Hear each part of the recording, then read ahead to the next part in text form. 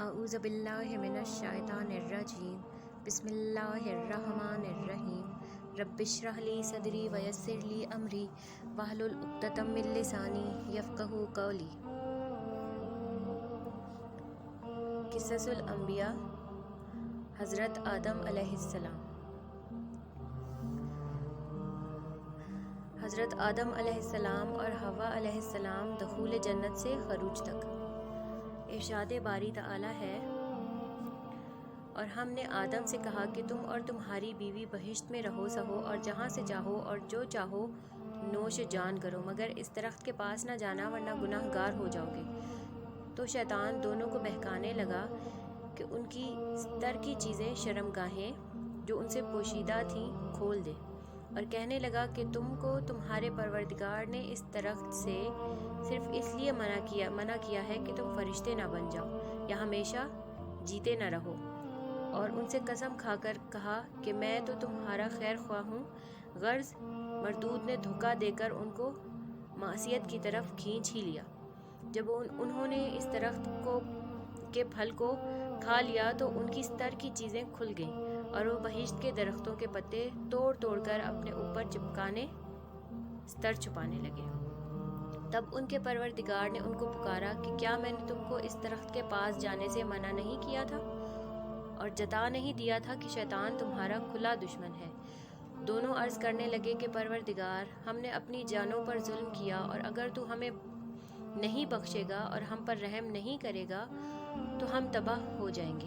اللہ نے فرمایا، تم سب بہشت سے اتر جاؤ، اب سے تم ایک دوسرے کے دشمن ہو اور تمہارے لیے ایک وقت خاص تک زمین پر ٹھکانہ اور زندگی کا سامان کر دیا گیا ہے، یعنی فرمایا کہ اس میں تمہارا جینا ہوگا اور اسی میں مرنا، اور اسی میں سے قیامت کو زندہ کر کے نکالے جاؤ گے۔ سورہ الاعراف۔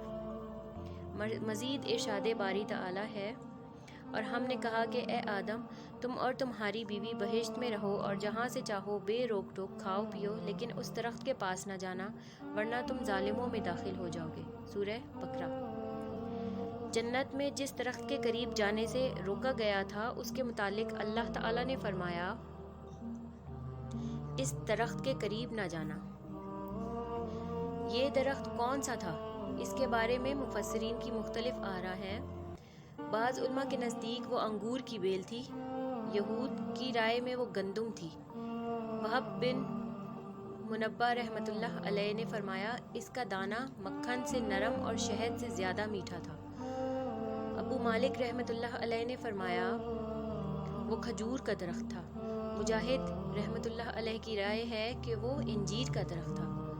ابو العالیہ رحمۃ اللہ علیہ نے فرمایا، یہ کوئی ایسا درخت تھا کہ اس کو کھانے سے قضائے حاجت کی ضرورت پیش آتی تھی، اور جنت کی زمین میں قضائے حاجت مناسب نہیں۔ یہ اختلاف معمولی ہے۔ اللہ تعالیٰ نے اس درخت کا تعین نہیں فرمایا۔ اگر اس کے تعین میں کوئی حکمت ہوتی تو اللہ تعالیٰ متعین طور پر بیان فرما دیتا، لہٰذا اس میں رائے زنی سے اجتناب بہتر ہے۔ اس مسئلے میں بھی اختلاف ہے کہ آدم علیہ السلام کو جس جنت میں ٹھہرایا گیا تھا، کیا وہ آسمان والی جنت ہے یا وہ زمین میں کوئی باغ تھا؟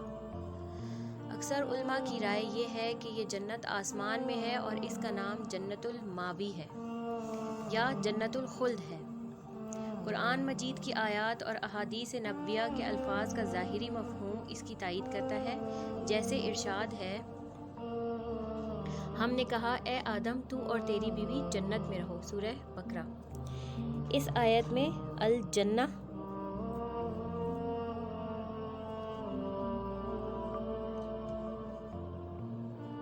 کا عموم کا معنی نہیں دیتا، بلکہ عہد ذہنی یعنی مخاطب کو پہلے سے معلوم چیز کی طرف اشارے کے لیے ہے۔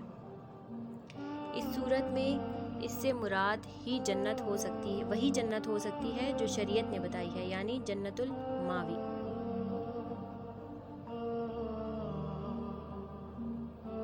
جیسے آدم اور موسیٰ علیہ السلام کے درمیان بات چیت کے دوران میں موسیٰ علیہ السلام نے فرمایا، آپ نے اپنے آپ کو اور ہم سب کو جنت سے کیوں نکلوا دیا؟ ایک دوسری حدیث میں رسول اللہ صلی اللہ علیہ وآلہ وسلم نے فرمایا، اللہ تعالیٰ لوگوں کو جمع فرمائے گا۔ جب جنت مومنوں کے قریب لائی جائے گی تو وہ اٹھ کھڑے ہوں گے۔ وہ آدم علیہ السلام کی خدمت میں حاضر ہو کر عرض کریں گے، ابا جان، ہمارے لیے جنت کا دروازہ کھلوا دیجیے۔ وہ فرمائیں گے، تمہیں جنت سے تمہارے والد کی غلطی ہی نے نکلوایا تھا۔ اس حدیث میں بظاہر ایک قوی دلیل موجود ہے کہ وہ جنت الماوا ہی تھی۔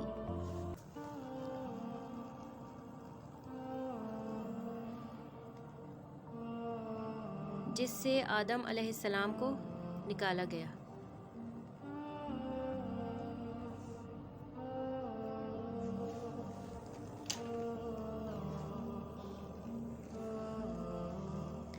تاہم اس استدلال پر تنقید کی گنجائش موجود ہے۔ دوسرے علماء کرام کہا گیا تھا وہ جنت الخلد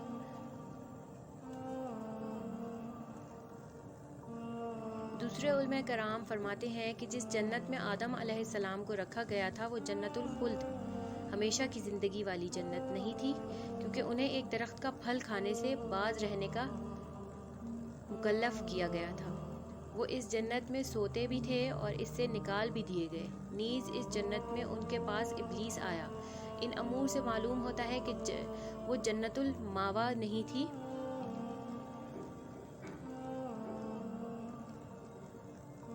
اس قول کی تائید میں موجود تو رات کے بیان کو بھی پیش کیا جاتا ہے۔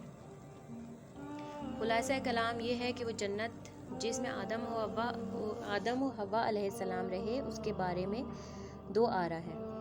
وہ جنت الخلد ہے، وہ کوئی اور جنت تھی جو اللہ تعالیٰ نے ان کے لیے تیار کی اور اس میں ان کی آزمائش ہوئی۔ وہ جنت الخلد نہیں، اس لیے کہ جنت الخلد دار الامتحان نہیں، دار الجزا ہے۔ دوسرے قول کے قائلین میں پھر اختلاف ہے۔ ایک قول یہ ہے کہ وہ جنت آسمان میں تھی کیونکہ اللہ تعالیٰ نے انہیں اس سے نیچے اتارا۔ دوسرا قول یہ ہے کہ وہ زمین میں تھی کیونکہ اللہ تعالیٰ نے آزمائش کے طور پر انہیں ایک خاص درخت سے منع فرمایا تھا، دوسرے درختوں کے پھلوں سے نہیں، اور یہ واقعہ ابلیس کو سجدے کا حکم دیے جانے کے بعد کا ہے۔ واللہ اعلم۔ دوسرے قول والوں کی طرف سے ایک سوال اٹھایا گیا ہے جس کا جواب دینے کی ضرورت ہے۔ وہ کہتے ہیں، یقینی بات ہے کہ جب ابلیس نے آدم علیہ السلام کو سجدہ کرنے سے انکار کیا تو اللہ تعالیٰ نے اسے جنت سے نکل جانے کا حکم دے دیا، اور یہ حکم قانونی حکم کی حیثیت نہیں رکھتا تھا جس کی تعمیل بھی ممکن ہوتی ہے اور عدم تعمیل بھی، بلکہ یہ تنقیدی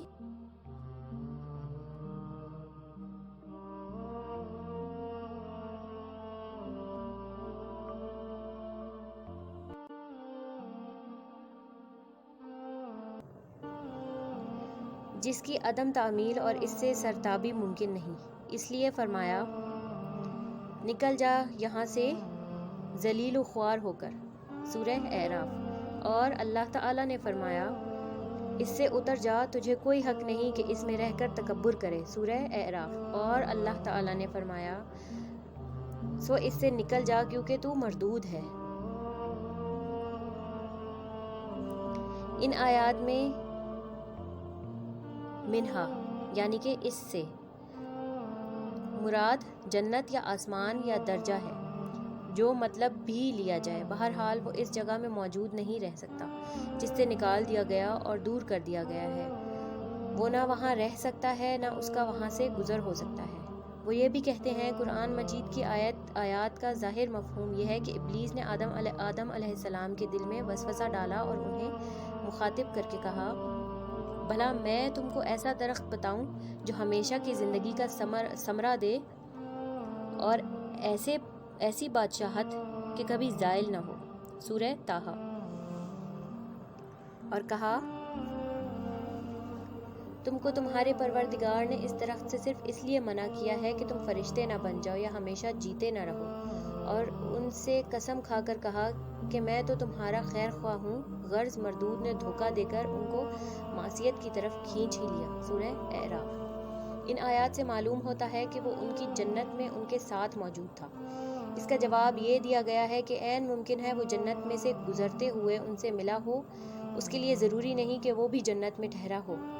اور یہ بھی ہو سکتا ہے کہ اس نے جنت کے دروازے پر کھڑے ہو کر یا آسمان کے نیچے سے آدم و حوا علیہ السلام کے دل میں یہ وسوسہ ڈالا ہو، واللہ عالم۔ آدم اور حوا علیہ السلام کے خلاف شیطان کی چال۔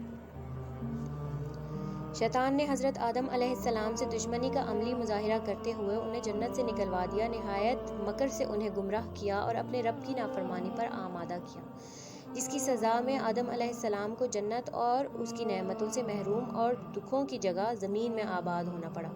اللہ تعالیٰ نے فرمایا، شیطان نے انہیں اس سے بہکا دیا، یعنی جنت سے۔ اللہ تعالیٰ نے فرمایا، پھر انہیں اس سے نکال دیا جس میں وہ تھے، سورہ بقرہ، یعنی نعمت، راحت اور سرور سے نکال کر محنت، مشقت اور مصیبت والی دنیا میں پہنچا دیا۔ وہ اس طرح کہ اس نے ان کے دلوں میں وسوسہ ڈالا اور اس کے اچھا ہونے کا احساس دلایا، جیسے کہ اللہ تعالیٰ کا ارشاد ہے، تو شیطان دونوں کو بہکانے لگا تاکہ ان کے ستر کی چیزیں جو ان سے پوشیدہ تھیں کھول دے، اور کہنے لگا کہ تم کو تمہارے پروردگار نے اس درخت سے صرف اس لیے منع کیا ہے کہ تم فرشتے نہ بن جاؤ یا ہمیشہ جیتے نہ رہو، سورہ اعراف۔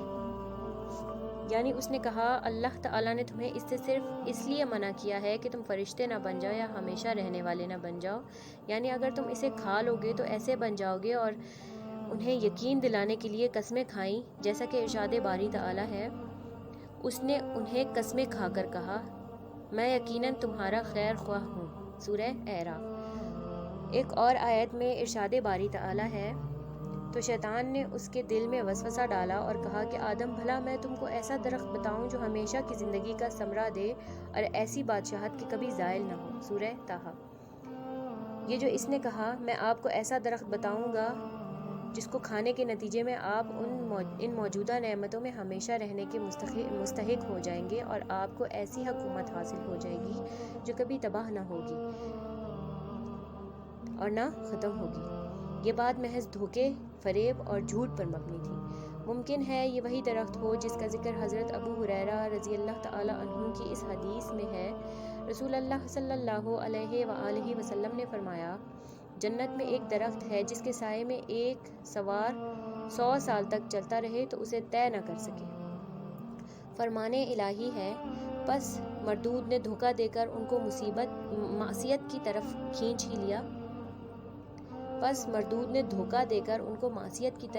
ہی لیا۔ جب انہوں نے اس درخت کے پھل کو کھا لیا تو ان کے ستر کی چیزیں کھل گئیں اور وہ بہشت کے درختوں کے پتے توڑ توڑ کر اپنے اوپر چپکانے اور ستر چھپانے لگے، سورہ اعراف۔ اسی کی بابت مزید فرمایا،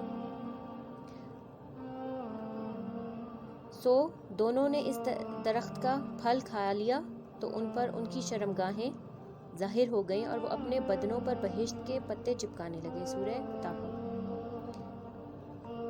اس ممنوعہ درخت کا پھل آدم علیہ السلام سے پہلے حوا علیہ السلام نے کھایا اور انہیں بھی اس کے کھانے کی ترغیب دی، واللہ اعلم۔ ممکن ہے صحیح بخاری کی اس حدیث میں اسی طرف اشارہ ہو۔ نبی اکرم صلی اللہ علیہ وآلہ وسلم نے فرمایا، اگر بنی اسرائیل نہ ہوتے تو گوشت کبھی خراب نہ ہوتا، اگر حوا نہ ہوتی تو کوئی عورت اپنے خاوند کی خیانت نہ کرتی۔ اہل کتاب کے پاس موجود تورات میں ہے کہ جس نے حضرت حوا علیہ السلام کو اس درخت کا پھل کھانے کی ترغیب دی وہ سانپ تھا۔ وہ بہت خوبصورت اور بہت بڑا تھا۔ حوا علیہ السلام نے سانپ کے کہنے پر پھل کھا لیا اور آدم علیہ السلام کو بھی کھلایا۔ اس میں شیطان کا ذکر نہیں۔ اس وقت ان کی آنکھیں کھل گئیں اور انہیں معلوم ہو گیا کہ وہ ننگے ہیں، چنانچہ انہوں نے انجیر کے پتے جوڑ کر تہبند بنائے۔ اس میں یہ بیان ہے کہ وہ دونوں بے لباس تھے۔ وہب بن منبع رحمۃ اللہ علیہ نے بھی ایسے ہی فرمایا ہے کہ ان کا لباس نور تھا جس نے پردے کے اعضاء کو چھپایا ہوا تھا۔ موجودہ تورات میں ذکر کردہ یہ بات غلط ہے، جس میں تحریف ہوئی ہے اور ترجمہ کرنے میں بھی غلطی ہوئی ہے۔ کسی کلام کو ایک زبان سے دوسری زبان میں منتقل کرنا ہر ایک کے لیے ممکن نہیں ہوتا، خصوصاً جو شخص دوسری بات دوسری زبان سے اچھی طرح واقف نہ ہو اور اپنی زبان میں لکھی کتاب کو بھی مکمل طور پر نہ سمجھ سکتا ہو۔ اسی وجہ سے تورات کے ترجمے میں بہت سی لفظی اور معنوی غلطیاں واقع ہو گئی ہیں۔ قرآن عظیم نے واضح کیا ہے کہ ان کے جسم پر لباس موجود تھا، ارشاد ربانی ہے، اور ان سے ان کے کپڑے اتروا دیے تاکہ ان کے ستر ان کو کھول کر دکھا دے۔ سورہ اعراف۔ اس لیے یہی صحیح بات ہے۔ حضرت ابن عباس رضی اللہ تعالی عنہ کہتے ہیں، وہ بہشت کے درختوں کے پتے توڑ توڑ کر اپنے اوپر چپکانے اور ستر چھپانے لگے، یعنی انجیر کے پتوں سے۔ یہ معنی اہل کتاب سے ماخوذ ہے، جبکہ آیت قرآنی میں یہ تخصیص نہیں۔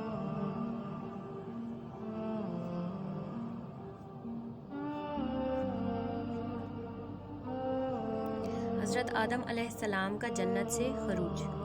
ارشاد باری تعالی ہے، اور ہم نے پہلے آدم سے عہد لیا تھا مگر وہ اسے بھول گئے اور ہم نے ان میں صبر و ثبات نہ دیکھا، اور جب ہم نے فرشتوں سے کہا کہ آدم کے آگے سجدہ کرو تو سب سجدے میں گر پڑے مگر ابلیس نے انکار کیا۔ ہم نے فرمایا کہ آدم، یہ تمہارا اور تمہاری بیوی کا دشمن ہے، تو یہ کہیں تم دونوں کو بہشت سے نہ نکلوا دے، پھر تم تکلیف میں پڑ جاؤ۔ یہاں تم کو یہ آسائش ہوگی کہ نہ بھوکے رہو نہ ننگے، اور یہ کہ نہ پیاسے رہو اور نہ دھوپ کھاؤ۔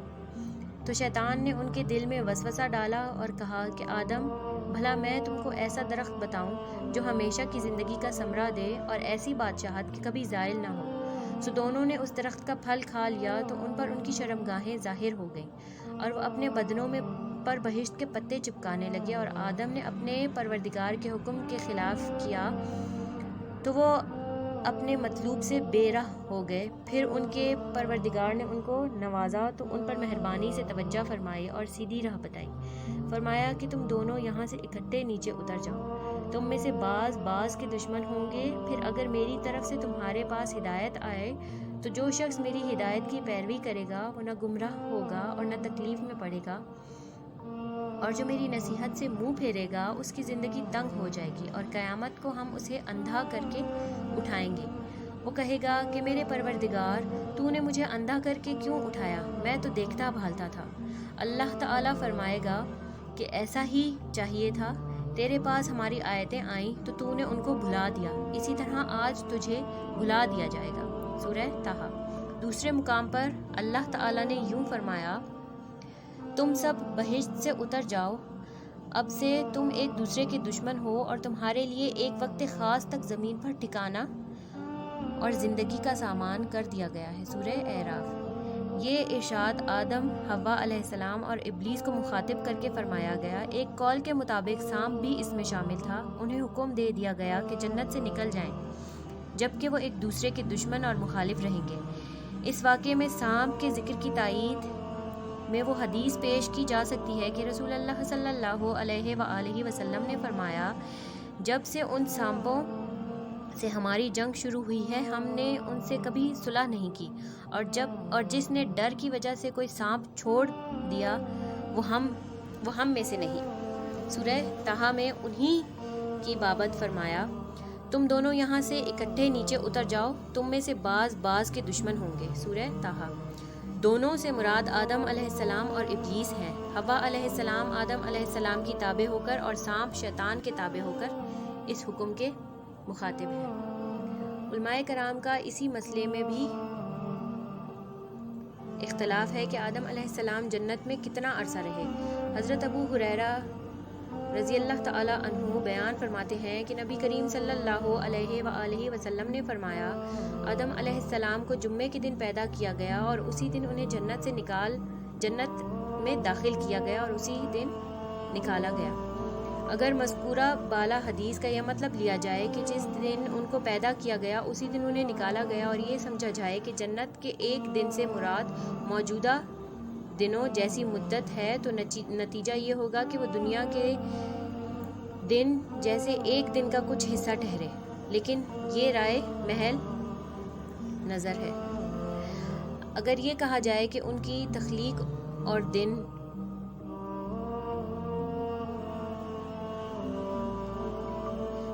اگر یہ کہا جائے کہ ان کی تخلیق اور دن ہوئی اور جنت سے کسی اور دن نکلے، یا یہ کہا جائے کہ دن سے مراد 6000 سال کی مدت ہے، جیسے ابن عباس رضی اللہ تعالی عنہ، مجاہد اور ضحاک علیہ السلام سے مروی ہے،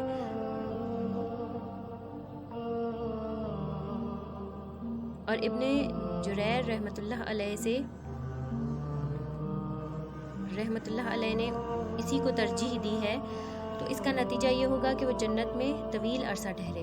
حضرت ابن عباس رضی اللہ تعالی عنہ سے مروی ہے کہ آدم علیہ السلام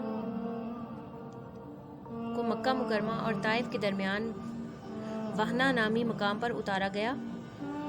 حضرت حسن بصری رحمۃ اللہ علیہ فرماتے ہیں آدم علیہ السلام کو ہند میں اتارا گیا، حوا علیہ السلام کو جدہ میں، ابلیس کو بصرہ سے چند میل دور تستمیان نامی جگہ میں، اور سام کو اصفہان میں اتارا گیا، جبکہ حضرت ابن عمر رضی اللہ تعالی عنہ فرماتے ہیں آدم علیہ السلام کو صفا پہاڑی اور حوا علیہ السلام کو مروہ پہاڑی پر اتارا گیا۔ حضرت ابو موسیٰ اشعری رضی اللہ تعالی عنہ سے روایت ہے، انہوں نے فرمایا جب اللہ تعالی نے آدم علیہ السلام کو جنت سے زمین پر اتارا تو آپ کو ہر چیز بنانا سکھایا اور جنت کے کچھ پھل عطا فرمائے۔ تمہارے یہ زمینی پھل جنت کے پھلوں میں سے ہیں، فرق یہ ہے کہ ان میں تبدیلی آتی ہے، خراب بھی ہو جاتے ہیں، اور ان میں تبدیلی نہیں آتی۔ حضرت عبداللہ بن عباس رضی اللہ تعالی عنہ سے روایت ہے کہ آدم علیہ السلام نے زمین پر سب سے پہلے جو کھانا کھایا وہ یہ تھا کہ جبریل علیہ السلام ان کے پاس گندم کے 7 دانے لائے۔ آدم علیہ السلام نے فرمایا یہ کیا ہے؟ جبریل علیہ السلام نے فرمایا یہ اسی درخت کا پھل ہے جس سے آپ کو منع کیا گیا تھا اور آپ نے کھا لیا تھا۔ انہوں نے فرمایا میں اس کا کیا کروں؟ فرمایا اسے زمین میں بو دیجئے۔ انہوں نے بو دیے۔ ان میں سے ہر ایک دانے کا وزن موجودہ دور کے 1,00,000 دانوں سے زیادہ تھا۔ وہ اگ آئے۔ وقت آنے پر انہیں پیسا اور گوندھا، پھر اس آنے کی روٹی پکائی، پھر کھائی۔ اس طرح انہیں بہت محنت اور مشقت کے بعد کھانا ملا۔ اس آیت مبارکہ میں اسی کی طرف اشارہ ہے۔ ایسا ہرگز نہیں ہونا چاہیے کہ وہ شیطان تمہیں جنت سے نکلوا دے، پھر تمہیں سخت مشقت برداشت کرنی پڑے۔ سورہ طٰہٰ۔ حضرت آدم علیہ السلام کی توبہ۔ اللہ تعالیٰ نے جب انہیں جنت سے راحت و سکون والی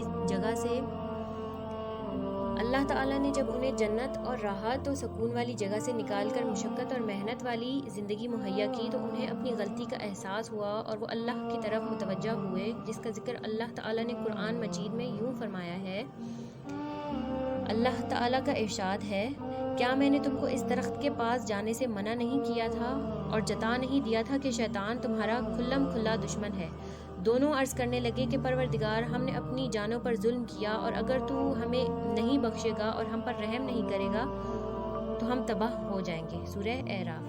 آدم علیہ السلام نے یہ کلمات اللہ تعالیٰ سے ہی سیکھے تھے، جیسا کہ قرآن مجید میں اس کی وضاحت ہے۔ ارشاد باری تعالیٰ ہے، پھر آدم نے اپنے پروردگار سے کچھ کلمات سیکھے۔ سورہ بقرہ۔ ان الفاظ میں اپنی غلطی کا اعتراف ہے، اللہ کی طرف توجہ ہے، اس کے سامنے عجز و نیاز اور تذلل کا اظہار ہے، اور اس مشکل گھڑی میں اللہ تعالیٰ کی طرف محتاجی کا اقرار ہے۔ آدم علیہ السلام کی اولاد میں سے جس شخص کو یہ راز سمجھ میں آ گیا اس کی دنیا بھی سنور جائے گی اور آخرت بھی۔ وآخر دعوانا ان الحمد للہ رب العالمین۔